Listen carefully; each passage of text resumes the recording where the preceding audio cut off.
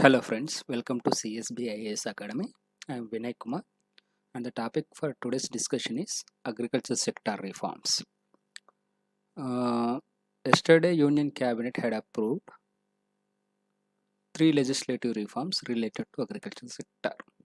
These reforms were actually proposed under Atmanirbhar Bharat Abhiyan. To implement those announcements, yesterday Union Cabinet approved one amendment to Essential Commodities Act and 2 new ordinances. We are not dealing with all the challenges that are faced by Indian agriculture, or we are also not dealing with the reforms to be taken to make Indian agriculture remunerative, productive. We are confined to discuss those legislative reforms which were approved by the Union Cabinet yesterday.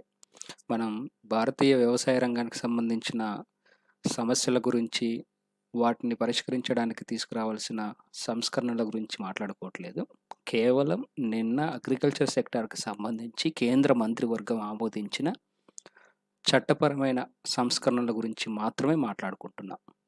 So actually 3 legislative reforms were approved yesterday. So one is amendment to Essential Commodities Act and the other 2 were ordinances. One is related to agriculture produce trade and commerce, and second one, it is related to price assurance and quality assurance. So let's see the first one. The Essential Commodities Act 1955 is being amended.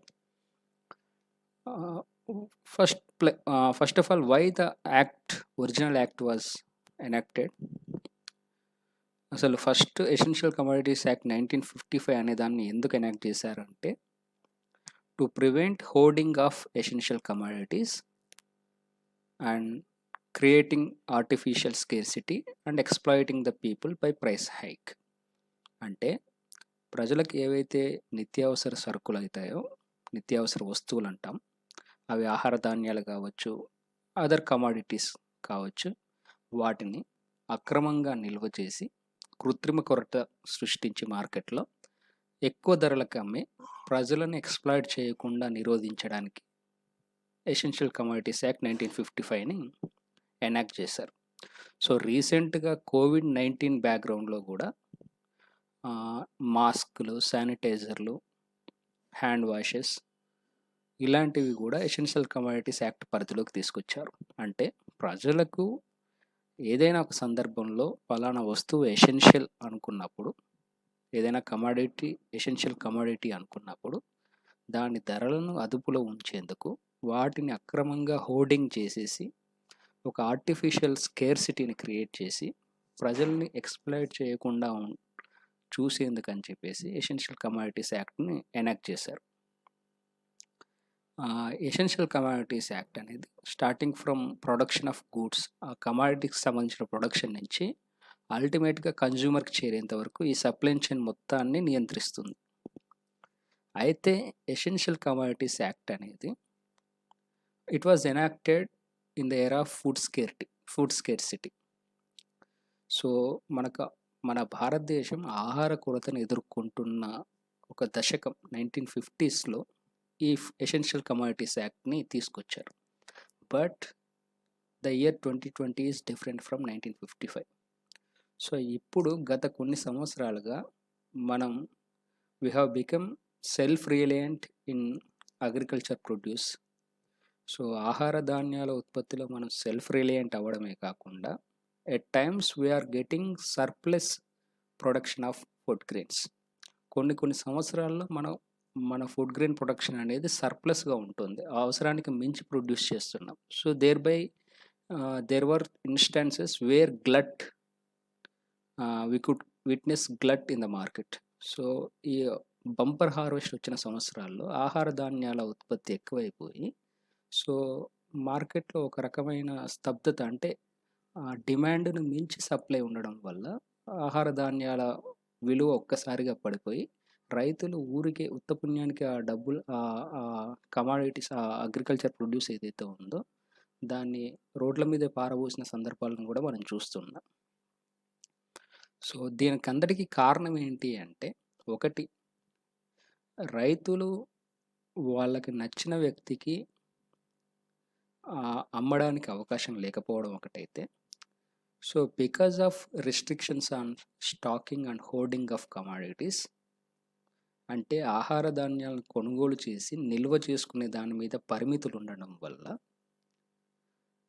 ఎవరైతే processors అంటే అగ్రికల్చర్కి సంబంధించిన food processing industries కానీ, wholesale and retail వర్తకులు కానీ,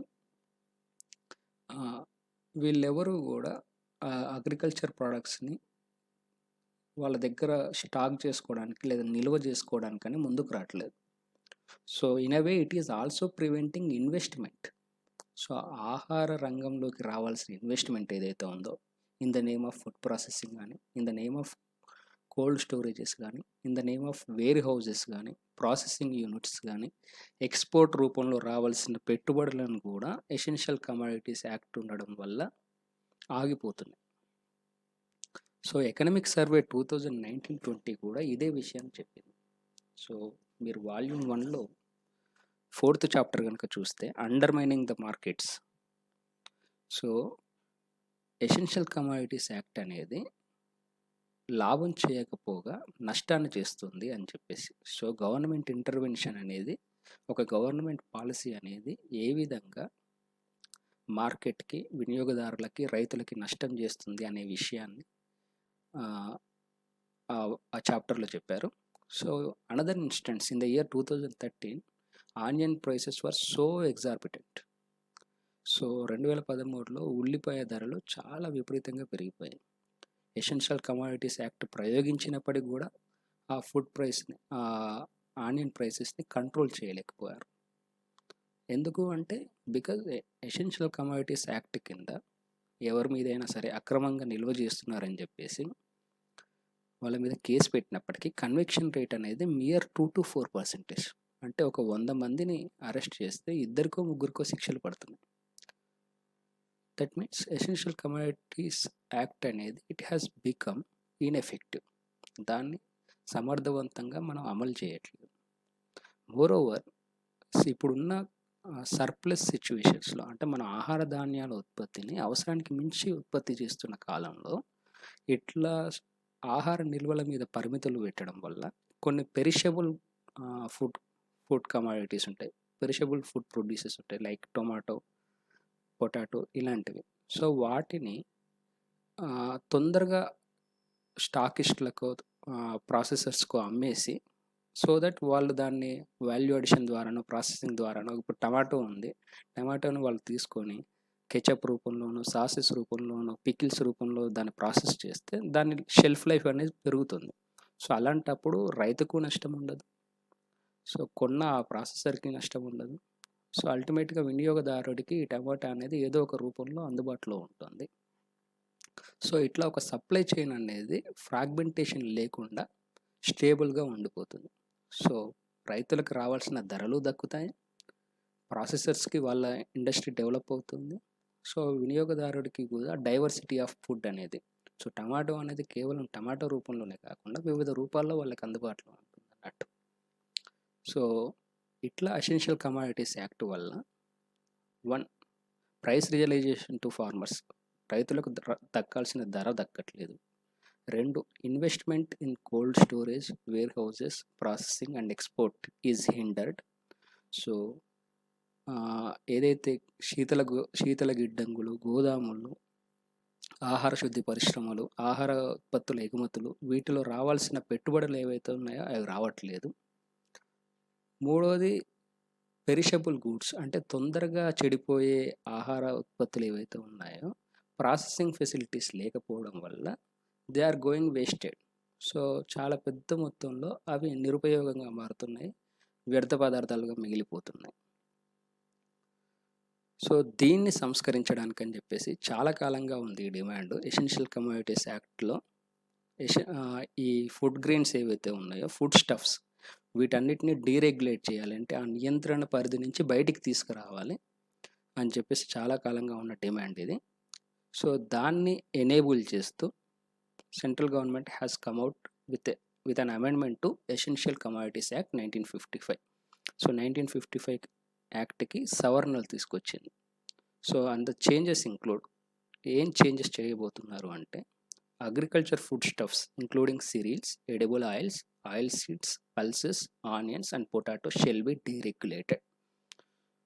so ఏదైతే agriculture foodstuffs ఉన్నాయో, cereals అంటే తృణధాన్యాలు అంటాం తెలుగులో, పల్సెస్, ఆయిల్ సీడ్స్ నూనె గింజలు, ఆనియన్స్ ఉల్లిపాయలు, పొటాటో బంగాళదుంప, వీటన్నిటిని కూడా ఎసెన్షియల్ కమాడిటీస్ యాక్ట్ పరిధి నుంచి తప్పిస్తున్నారు. సో వాటి నిల్వల మీద ఎలాంటి పరిమితులు ఉండవు. వాటిని స్టాకింగ్ చేసుకోవడంలో కానీ, STOCKING స్టాకింగ్ చేసుకోవడంలో కానీ, హోర్డింగ్ చేసుకోవడంపై కానీ ఎలాంటి రిస్ట్రిక్షన్స్ ఉండవు. మరి ఇట్లా అని చెప్పేసి ఒకవేళ 1955లో ఎలాంటి పరిస్థితి ఉందో అలాంటి పరిస్థితి ఉత్పన్నమైంది అనుకోండి. దట్ మీన్స్ సో ఎవరో ఒక ఈ ప్రాసెసర్స్ కానీ, ఈ అగ్రిగేటర్స్ కానీ ఒక సిండికేట్ లాగా ఫామ్ అయ్యి అక్రమంగా ఈ ప్రొడ్యూస్నంతా హోర్డింగ్ చేసేసి ఒక ఆర్టిఫిషియల్ స్కేర్సిటీ క్రియేట్ చేసి ధరలు పెంచేశారనుకోండి. అప్పుడేంటి పరిస్థితి అంటే, సో అలాంటి టైంలో కన్జ్యూమర్స్ ఇంట్రెస్ట్ని సేఫ్ గార్డ్ చేయడానికి అని చెప్పేసి, అంటే వినియోగదారుల ప్రయోజనాలు పరిరక్షించడానికి దెర్ వాజ్ ఎ క్యావేట్, ఒక ఎక్సెప్షన్ ఇచ్చారు.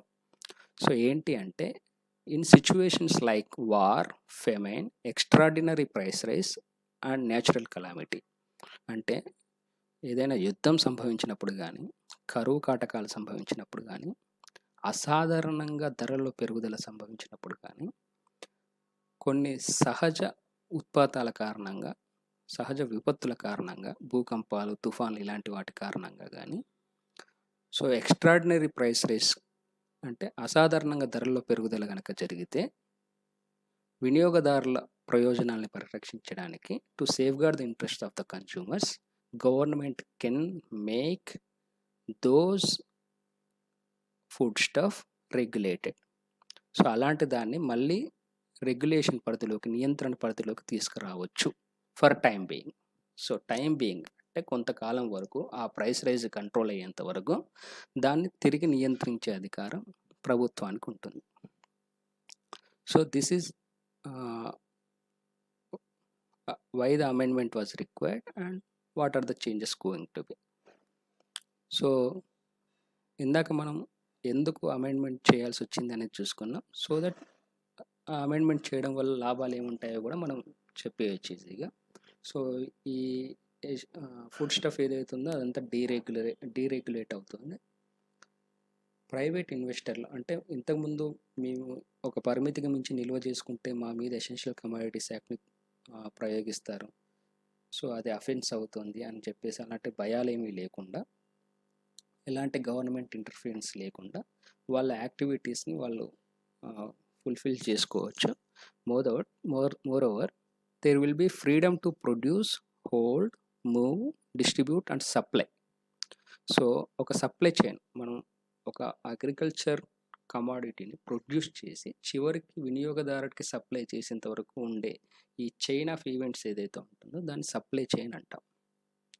సో ఈ సప్లై చైన్లో ఫస్ట్ ప్రొడక్షన్, ఆ తర్వాత మార్కెటింగ్, ఆ తర్వాత స్టోరేజ్, ఆ తర్వాత ట్రాన్స్పోర్ట్, ఆ తర్వాత retail supply to the consumers. ఇది ఒక సప్లై చైన్ అనుకుంటే, సో ఈ సప్లై చైన్ అంతా కూడా స్టెబిలైజ్ అవుతుంది.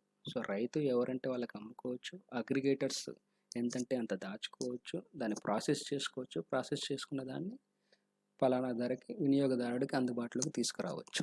సో దట్ సో ఒక స్టేబుల్ పాలసీ ఉంది, స్టేబుల్ సప్లై చైన్ ఉంది కాబట్టి, అండ్ ప్రభుత్వానికి సంబంధించిన రిస్ట్రిక్షన్స్ ఏవీ లేవు, చట్టపరమైన రిస్ట్రిక్షన్స్ ఏవీ లేవు కాబట్టి ఈ రంగంలోకి పెద్ద మొత్తంలో ప్రైవేట్ పెట్టుబడులు లేదా విదేశీ పెట్టుబడులు, so private investments or foreign direct investments అనేవి వచ్చేందుకు అవకాశం ఉంటుంది.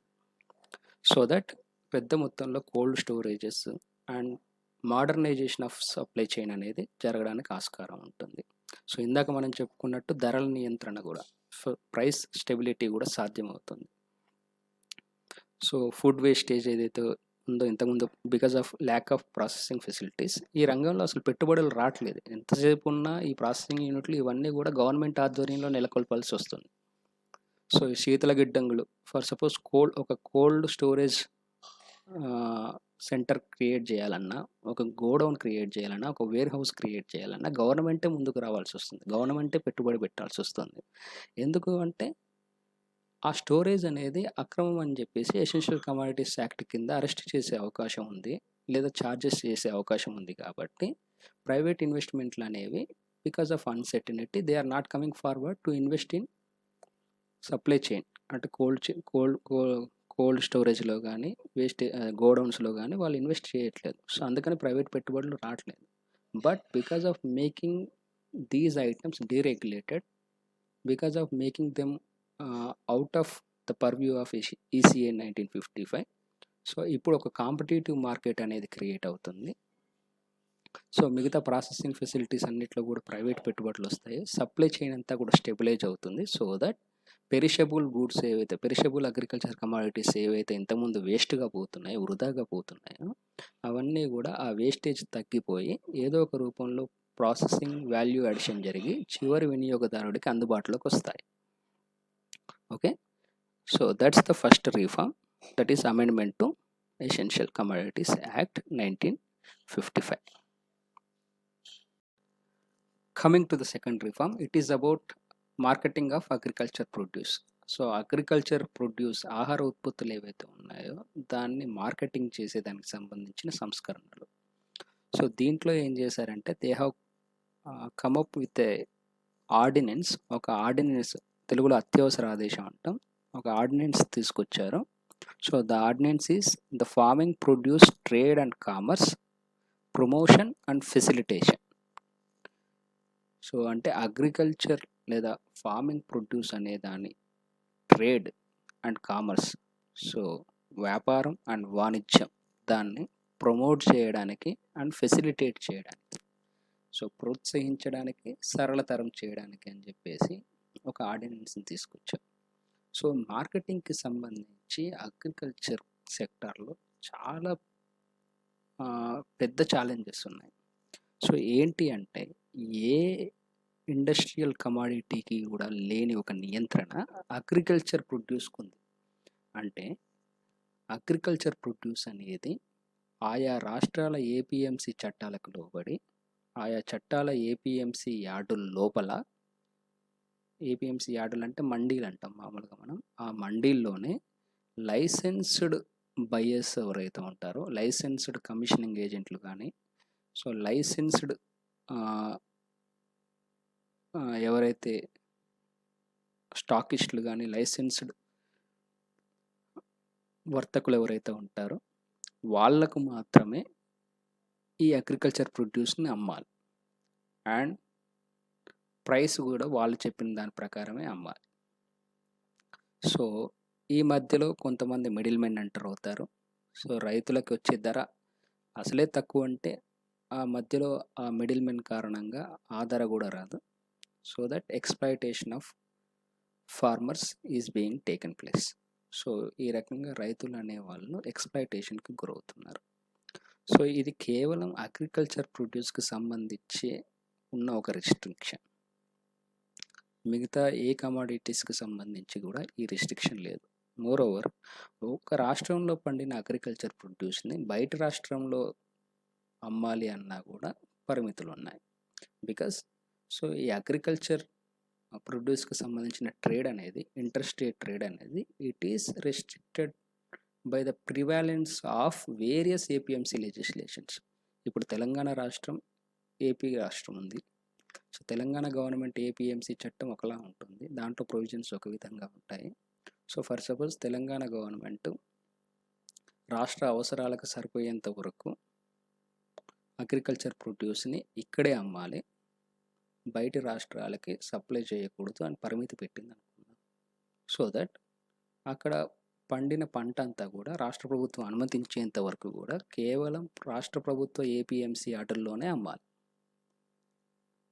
వేరే రాష్ట్రంలో అమ్మడానికి లేదు. సో ఇట్లా అగ్రికల్చర్ అనేది స్టేట్ సబ్జెక్ట్ కాబట్టి మోరోవర్ ఇంట్రా స్టేట్ ట్రేడ్ అనేది అంటే ఒక రాష్ట్రంలో ఏదైనా వస్తువుకు సంబంధించి వాణిజ్యం ఎలా జరగాలి అనే దాని మీద చట్టాలు చేసే అధికారం ఆయా రాష్ట్ర ప్రభుత్వాలకే ఉంటుంది కాబట్టి స్టేట్ లిస్ట్లో సబ్జెక్ట్ కాబట్టి సో ఏపీఎంసీ చట్టాల ద్వారా వాటిని రాష్ట్ర ప్రభుత్వాలు నియంత్రిస్తున్నాయి. దీని కారణంగా రైతులకి న్యాయంగా దక్కాల్సిన ధర దక్కట్లేదు. మోరోవర్ ఒక రాష్ట్రంలో ఒక పంట అధిక మొత్తంలో ఉత్పత్తి అవుతుంది అనుకుందాం. వేరే రాష్ట్రాల్లో ఆ పంట ఏదో ఒక నేచురల్ కలామిటీ కారణంగాను ఇంకో కారణంగాను ఆ సంవత్సరం ఆ పంట పండలేదు అనుకుందాం. సో ఈ రాష్ట్రం నుంచి ఆ రాష్ట్రానికి వెళ్ళి అమ్ముకోవడానికి చాలా రెస్ట్రిక్షన్స్ ఉంటున్నాయి. ఒక రకంగా డిస్టార్షన్స్ మార్కెట్లో ఒక రకమైన అసమానత ఏర్పడుతుంది. సో ఈ పరిమితిని తీసేయడానికని చెప్పేసి రైతులకు వాళ్ళకు నచ్చిన చోట నచ్చిన ధరకు నచ్చిన వ్యక్తికి నచ్చిన రాష్ట్రంలో అమ్ముకోవడానికి ఒక వెసులుబాటు కల్పించాలని చెప్పేసి ఎప్పటి నుంచో ఉంది డిమాండ్. సో ఆ డిమాండ్ని సాకారం చేస్తూ ఆ డిమాండ్ని ఫుల్ఫిల్ చేస్తూ గవర్నమెంట్ ఒక ఆర్డినెన్స్ని తీసుకొచ్చింది. So government is actually planning a comprehensive law about farming produce trade. So farming produce అంటే పంటని ఆహార వ్యవసాయ ఉత్పత్తుల్ని ఎక్కడైనా అమ్ముకునేలా ఒక చట్టాన్ని తీసుకురావాలనుకుంది. But as you know the parliament is not in session. Parliament అనేది ఇప్పుడు సెషన్లో లేదు కాబట్టి ఒక ఆర్డినెన్స్ని తీసుకొచ్చాయి. సో తద్వారా one India one agriculture market, ఒకటే దేశం ఒకటే అగ్రికల్చర్ మార్కెట్, దేశమంతా ఒకే ఒక అగ్రికల్చర్ మార్కెట్ ఉండేలాగా మార్కెటింగ్ వ్యవస్థని సమూలంగా మార్చేందుకు ఈ ఆర్డినెన్స్ అనేది అవకాశం కల్పిస్తుంది. సో మరి రైతులు ఎక్కడైనా అమ్ముకోవచ్చు అని చెప్పేసి అనుమతిస్తున్నారు కదా. సో అలాంటప్పుడు ఇప్పటివరకు ఉన్న ఎంఎస్పి సిస్టమ్ని ఏమైనా అంటే కనీస మద్దతు ధరల అవకాశాన్ని ఏదైతే ఉందో దాన్ని ఏమైనా తీసేస్తారా అంటే లేదు. So it is going to be a supplement. So ఈ ప్రపోజ్డ్ ఆర్డినెన్స్ అనేది it is going to B supplement the existing MSP framework. ఇప్పుడు ఏదైతే కనీస మద్దతు ధరల పథకం ఏదైతే ఉందో సో దానికి అనుబంధంగా ఈ వెసులుబాటు కూడా రైతులకు కలగబోతోంది అన్న. సో దీనివల్ల ఉపయోగం ఏంటి అంటే ఒకటి, so freedom of choice of sale and purchase of agriculture produce. రైతులు ఎవరికైనా అమ్మొచ్చు, ట్రేడర్స్ అనేవాళ్ళు ఎవరి దగ్గర నుంచి అయినా కొనొచ్చు. రెండోది barrier free inter state trade and intra state trade and commerce. So రాష్ట్రాల మధ్య రాష్ట్రం లోపల ఎలాంటి ఆటంకాలు లేకుండా ఆహార ఉత్పత్తులను అమ్ముకోవడానికి అవకాశం ఉంటుంది. మూడోది, సో విపరీత నియంత్రణ మధ్య నడుస్తున్న అగ్రికల్చర్ మార్కెట్స్ని డీరెగ్యులేట్ చేయడం అవుతుంది. నాలుగోది, ఈ ఏపీఎంసీ యార్డ్లకు తీసుకెళ్ళడం అంటే ట్రాన్స్పోర్ట్ ఛార్జెస్, అక్కడికి వెళ్ళిన తర్వాత ఫీ అని ఉంటుంది, మండీ ఫీ, సెస్, కమిషన్స్, ఇలాంటి అన్నీ తగ్గిపోవడం కారణంగా రైతులకి they may get better prices. So price realisation అనేది చాలా బెటర్గా ఉంటుంది. సో మోరోవర్ ఇక్కడ ఎలక్ట్రానిక్ ట్రేడింగ్ ఏదైతే ఉందో ఈనామ్ అనేది ఏదైతే మనం అనుకుంటున్నామో ఎలక్ట్రానిక్ నేషనల్ అగ్రికల్చర్ మార్కెట్, దాన్ని మరింత విస్తృతపరిచి దేశం మొత్తాన్ని ఒకే ఎలక్ట్రానిక్ మార్కెట్ కిందకి తీసుకొచ్చే ఆలోచన కూడా చేస్తున్నారు. ఇక్కడ ఇంకో సందేహం ఏంటి అంటే ఇంట్రాస్టేట్ ట్రేడ్ అనేది రాష్ట్ర ప్రభుత్వ పరిధిలోని అంశం. ఓకే, ఒక రాష్ట్రం నుంచి ఇంకో రాష్ట్రానికి సప్లై అయ్యేటప్పుడు లేదా ట్రాన్స్పోర్ట్ చేసేటప్పుడు అంటే ఒక రాష్ట్రంలోని ప్రోడక్ట్ ఇంకో రాష్ట్రంలో అమ్ముకోవచ్చు అనేది దాన్ని ఇంటర్ స్టేట్ ట్రేడ్ అంటాం. అది కేంద్ర ప్రభుత్వ అంశం. So list 1 subject entry 42. Okay, మరి అలాంటప్పుడు ఒక రాష్ట్ర ప్రభుత్వ పరిధిలోని అంశం ఇంట్రా స్టేట్ ట్రేడ్ ఏదైతే ఉందో దాన్ని కేంద్ర ప్రభుత్వం ఎలా నియంత్రించగలుగుతుంది, దాని మీద చట్టం ఎలా చేయగలుగుతుంది అంటే ఏదైనా ఒక అంశం రాష్ట్ర ప్రభుత్వ పరిధిలోనిదే అయినప్పటికీ if national interest is involved or if public interest is involved in that, center can make a law on it. So ఇందాక intra state trade and commerce within the state is a state subject. State లిస్ట్లోని entry 26, but reading with entry 33 of the concurrent list. So ఏదైనా ఒక అంశం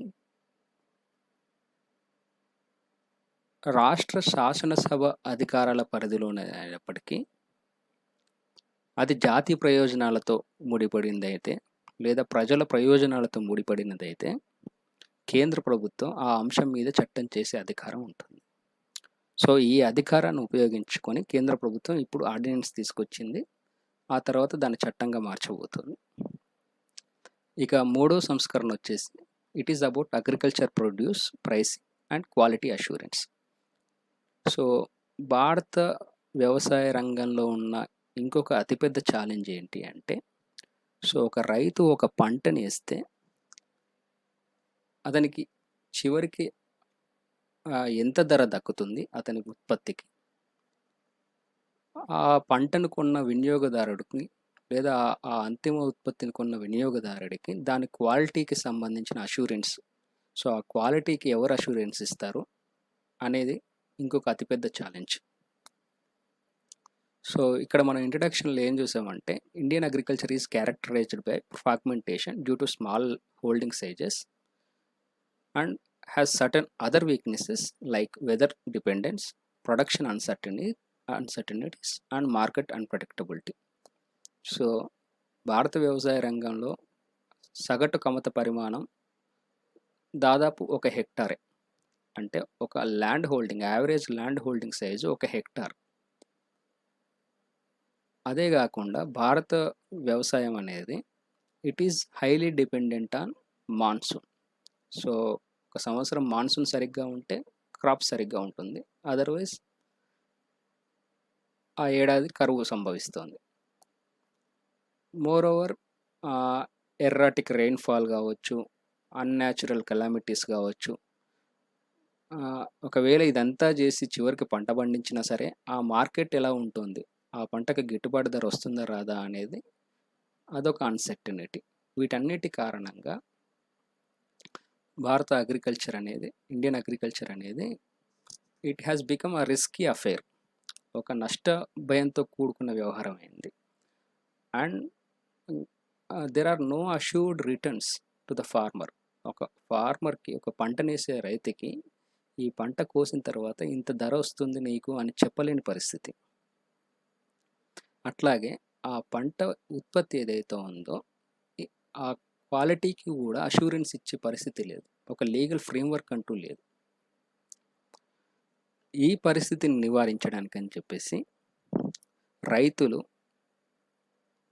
పంట వేసే ముందే ఎవరికైతే వాళ్ళని అమ్మాలనుకుంటున్నారో వాళ్ళని ముందే నిర్ణయించుకొని వాళ్ళతో ఒక ధర మాట్లాడుకొని, వాళ్ళు ప్రాసెసర్స్ కావచ్చు, అగ్రిగేటర్స్ కావచ్చు, పెద్ద పెద్ద రీటైలర్స్ కావచ్చు, హోల్సేలర్స్ కావచ్చు, ఎక్స్పోర్టర్స్ కావచ్చు, సో వాళ్ళతో ఒక ఒప్పందం చేసుకొని, ఒక అగ్రిమెంట్ చేసుకొని, ఆ అగ్రిమెంట్ మేరకు పంటను పండించి వాళ్ళకు అమ్ముకునే ఒక అవకాశాన్ని కల్పించడానికి ఈ ఆర్డినెన్స్ తీసుకొచ్చారు. సో ఈ ఆర్డినెన్స్ ప్రకారం రైతుకి, ఇతరులకి, ఆ ఇతరులు ఎవరు, ప్రాసెసర్స్ కావచ్చు, అగ్రిగేటర్స్ కావచ్చు, హోల్సేలర్స్ కావచ్చు, రీటైలర్స్ కావచ్చు, ఎక్స్పోర్టర్స్ కావచ్చు, వీళ్ళకి మధ్య కుదిరే ఆ ఒప్పందానికి ఒక చట్టబద్ధత కల్పించబడుతుంది. సో రైతులు మిగతా వాళ్ళు చేసుకునే ఒప్పందం it will become a legal instrument, ఒక చట్టపరమైన ఒప్పందం అవుతుంది. సో ఒక రకంగా it is contract farming. So పంట వేసే ముందే రైతు ఎవరికైతే పంటని అమ్మాలనుకుంటున్నాడో, ఏ ధరకైతే అమ్మాలనుకుంటున్నాడో, ఏ క్వాలిటీతో అమ్మాలనుకుంటున్నాడో దానికి సంబంధించి ఒక చట్టబద్ధమైన ఒప్పందం చేసుకొని అందుకు అనుగుణంగా పండించి అమ్ముతాడు. సో ఇందులో there is a chance for exploitation. ఒకవేళ రైతు ముందే అగ్రిమెంట్ చేసుకున్నంత పంట అమ్మకపోయినా, ముందే అగ్రిమెంట్లో పేర్కొన్న విధంగా ఆ క్వాలిటీతో పండించలేకపోయినా, ఆ ధర కంటే ఎక్కువ ధర డిమాండ్ చేసినా, లేదా ఇంకోవైపు ముందే పంట కొంటానని చెప్పి ప్రామిస్ చేసిన వ్యక్తి పంట కొనకపోయినా, అంతకంటే ఆ ఒప్పందంలో పేర్కొన్న ధర కంటే తక్కువ ధర ఆఫర్ చేసినా, అంతకంటే ఎక్కువ క్వాలిటీతో కావాలని చెప్పేసి పేచీ పెట్టినా, సో ఈ వివాదాలన్నీ చట్టపరిధి అంటే కోర్టుకు వెలుపల, so out of the court dispute settlement mechanism ద్వారా ఈ కేసుల్ని పరిష్కరించుకోవడానికి ఒక డిస్ప్యూట్ సెటిల్మెంట్ మెకానిజం కూడా ఏర్పాటు చేయబడుతుంది ఈ ఆర్డినెన్స్ ద్వారా. సో ఇక్కడ ఏమవుతుంది, ఇంతకుముందు వరకు రైతు పంటను పండించి ఆ పంటను కాపాడుకొని దాన్ని అమ్ముకునేంత వరకు ఆ రిస్క్ అనేది it is on the shoulders of the farmer. So ఆ నష్టభయం అనేది రైతు మీదే ఉంది. అంటే ఆ పంట అమ్ముడు పోయి తిరిగి ఆ పంటకి పెట్టిన పెట్టుబడి తిరిగి వచ్చేంత వరకు కూడా ఆ నష్టభయాన్ని రైతే అనుభవించాల్సి వస్తుంది. కానీ ఇక్కడ ముందే ఒక ఒప్పందం చేసుకున్నందు కారణంగా, so now the transfer of risk has shifted from the farmer to the aggregator or wholesaler or retailer or processor. So ఎవరైతే ఒప్పందం చేసుకున్నారో రైతుతో వాళ్ళ మీదకి షిఫ్ట్ అయిపోతుంది. ఓకే, సో ఈ రకంగా ఈ రైతులు ముందే ఒప్పందం చేసుకుంటారు కాబట్టి, సో ఆ హోల్సేలర్స్ కానీ ఆ ప్రాసెసర్స్ కానీ రైతులకు కావాల్సిన ఇన్పుట్స్ ఇప్పించడము, వాళ్ళకి అవసరమైన టెక్నాలజీ అసిస్టెన్స్ ఇవ్వడము, వాళ్ళకి కావాల్సిన ఎక్స్టెన్షన్ సర్వీసెస్ ప్రొవైడ్ చేయడము, సో ఇలాంటివి చేయడం ద్వారా రైతులకు ఓవరాల్గా అగ్రికల్చర్కి హెల్ప్ అవుతుంది, అగ్రికల్చర్ బేస్డ్ ఇండస్ట్రీస్కి హెల్ప్ అవుతుంది, ఈ రంగంలోకి పెద్ద ఎత్తున పెట్టుబడులు రావడానికి ఆస్కారం ఉంటుంది. అండ్ ఈ కాస్ట్ ఆఫ్ ప్రొడక్షన్, ఎందుకు అంటే రైతుకు ముందే తెలుసు నాకు ఇంత పంట వస్తుంది, ఇంత ఆల్రెడీ కొనడానికి ఒక బయ్యర్ ఉన్నాడు. సో ఇంకా ట్రాన్స్పోర్ట్ ఛార్జెస్ కానీ, అక్కడికి ఆ మండీకి వెళ్ళిన తర్వాత కమిషన్స్ కానీ, ఫీజులు కానీ ఇలాంటివి ఏవి ఉండవు, స్టోరేజ్ ఛార్జెస్ ఉండవు. సో దట్ ఆ కాస్ట్ ఆఫ్ మార్కెటింగ్ కానీ, కాస్ట్ ఆఫ్ ప్రొడక్షన్ అనేది కానీ రైతు కంట్రోల్లో ఉండడం వల్ల సో రైతుల ఇన్కమ్ అనేది ఇంప్రూవ్ అయ్యే ఛాన్సెస్ ఉంటుంది. సో ఇందాక చెప్పుకున్నట్టు ఒక డిస్ప్యూట్ రిజల్యూషన్ మెకానిజం కూడా దీని కింద క్రియేట్ చేయబోతున్నారు. సో దట్ ఆ ఒప్పందంలో భాగస్వామ్యులైన రైతులు కానీ మిగతా వారికి కానీ మధ్య వచ్చే డిస్ప్యూట్స్ని సామరస్యంగా పరిష్కరించుకోవడానికి. సో చివరిలో ఇంకొక మాట, ఫార్మర్స్ ఎక్స్‌ప్లాయిటేషన్‌ని నిరోధించడానికి అని చెప్పేసి, సో రైతుల భూముల్ని మార్టిగేజ్ చేయడం కానీ, రైతుల భూముల్ని ఆయన అనుమతి లేకుండా అమ్మేయడం కానీ, లేదా లీజ్ పేరిట రైతుల్ని అక్కడి నుంచి వెళ్ళగొట్టడం కానీ ఇలాంటివి చేయడానికి ఆస్కారం లేకుండా, సో ఫార్మర్స్ టైటిల్ రైట్స్ ఏవైతే ఉంటాయో వాటిని కాపాడేలాగా ఈ ఆర్డినెన్స్లో ప్రొవిజన్స్ ఉండబోతున్నాయి. So this is the third and important reform related to agriculture sector. So ఈ 3 అయిపోయిన తర్వాత మనం ఆత్మనిర్భర్ భారత్ అభియాన్లో భాగంగా అగ్రికల్చర్ సెక్టార్కి సంబంధించి అనౌన్స్మెంట్స్ ఒక్కసారి బ్రీఫ్గా చూద్దాం. మొదటిది అగ్రికల్చర్ ఇన్ఫ్రాస్ట్రక్చర్ ఫండ్, 1,00,000 కోట్ల రూపాయలతో అగ్రిగేటర్స్, ఫార్మ్ ప్రొడ్యూసర్ ఆర్గనైజేషన్స్, అగ్రికల్చర్కి సంబంధించిన స్టార్టప్స్ వీటికి క్రెడిట్ ఫెసిలిటీస్ అనేది లేదా ఆ ఇన్ఫ్రాస్ట్రక్చర్ని డెవలప్ చేసుకునేలా ఒక రుణ సదుపాయాన్ని కల్పించడానికి అని చెప్పేసి 1,00,000 కోట్లతో అగ్రికల్చర్ ఇన్ఫ్రాస్ట్రక్చర్ ఫండ్ని తీసుకొచ్చారు. రెండోది మైక్రో ఫుడ్ ఇండస్ట్రీస్, ఆహార శుద్ధి పరిశ్రమలు. సో ఫుడ్ ప్రాసెసింగ్ యూనిట్స్ ఏవైతే ఉంటాయో చిన్న స్థాయిలో రూరల్ ఏరియాస్లో వాటిని డెవలప్ చేయడానికి అని చెప్పేసి 1,000 crore రూపీస్తో ఒక స్కీమ్ తీసుకొచ్చారు. మూడవది ప్రధానమంత్రి మత్స్య సంపద యోజన. మత్స్య అంటే చేప మనకు తెలిసిందే. So marine and inland facilities ఏవైతే ఉన్నాయో వాటిని డెవలప్ చేయడానికి కాంప్రహెన్సివ్ డెవలప్మెంట్ కోసం అని చెప్పేసి 20,000 crores ప్రధానమంత్రి మత్స్య సంపద యోజన అనే ప్రోగ్రామ్ని తీసుకొచ్చారు. ఆ తర్వాత animal husbandry infrastructure development fund, so పశు సంవర్ధనానికి సంబంధించిన మౌలిక వసతుల కల్పనకి ఈ ఫండ్ తీసుకొచ్చారు. ఐదవది కెటిల్, బఫెలో కానీ షీఫ్ కానీ పిగ్స్ కానీ వీటిల్లో తరచుగా వచ్చే foot and mouth disease FMD అంటాం. సో దాన్ని నివారించడానికి, అట్లాగే బ్రూసెల్లోసిస్ అనే వ్యాధిని నివారించడానికి అని చెప్పేసి కేటిల్కి 100% వ్యాక్సినేషన్, ఈ 2 వ్యాధులకి వ్యాక్సినేషన్ చేయడానికి అని చెప్పేసి ఫ్రీగా అండ్ 100% గవర్నమెంట్ ఫండింగ్తో చేసేందుకు national animal disease control programme అనే దాన్ని 13,343 కోట్లతో తీసుకురాబోతున్నారు.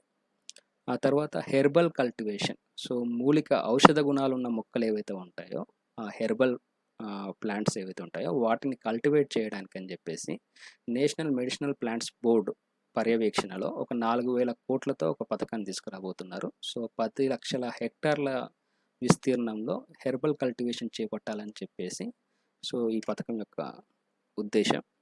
ఆ తర్వాత బీ కీపింగ్, తేనెటీగల పెంపకానికి సంబంధించి, వ్యాక్స్ ప్రొడక్షన్కి సంబంధించి, హనీ ప్రొడక్షన్కి సంబంధించి 500 కోట్లతో ఒక ఇన్ఫ్రాస్ట్రక్చర్ డెవలప్మెంట్ స్కీమ్ తీసుకొచ్చారు. ఫైనల్లీ ఆపరేషన్ గ్రీన్స్ ఏదైతే ఇప్పటివరకు 3 పంటలకే అందుబాటులో ఉంది, tomato, onions and potatoes. So ఈ మూడింటిని కాకుండా total top has become total. So అన్ని వెజిటేబుల్స్కి, అన్ని ఫ్రూట్స్కి ఈ స్కీమ్ని ఎక్స్టెండ్ చేస్తూ టాప్ అనే స్కీమ్ని టోటల్ స్కీమ్గా మార్చారు. ఒక రకంగా ఆపరేషన్ గ్రీన్స్ అనే దాన్ని రీకన్స్ట్రక్ట్ చేశారు. దీని ప్రకారం ఈ ఫ్రూట్స్ అండ్ వెజిటబుల్స్ ఏవైతే ఉంటాయో వాటికి transportation, storage and price stabilisation కోసం అని చెప్పేసి సపోర్ట్ ఇవ్వడం జరుగుతుంది. సో దానికోసం 500 కోట్లు కేటాయించారు. సో ఈ ఏడాది ఆత్మనిర్భర్ భారత్ ప్యాకేజ్ కింద ఇచ్చిన అనౌన్స్మెంట్స్ అనేవి దాదాపు ఒక బడ్జెట్లో ఏవైతే అనౌన్స్మెంట్స్ ఇస్తారో దాంతో సమానంగా ఉన్నాయి. కాబట్టి ప్రిలిమ్స్కి, మెయిన్స్కి ఇవి చాలా important. Especially when it comes to GS3, ఇప్పుడు మనం చెప్పుకున్న అగ్రికల్చర్ సెక్టార్ రిలేటెడ్ రీఫార్మ్స్ ఏవైతే ఉన్నాయో they are going to be very important. So please pay attention to these 3 topics. So that's all. Thank you.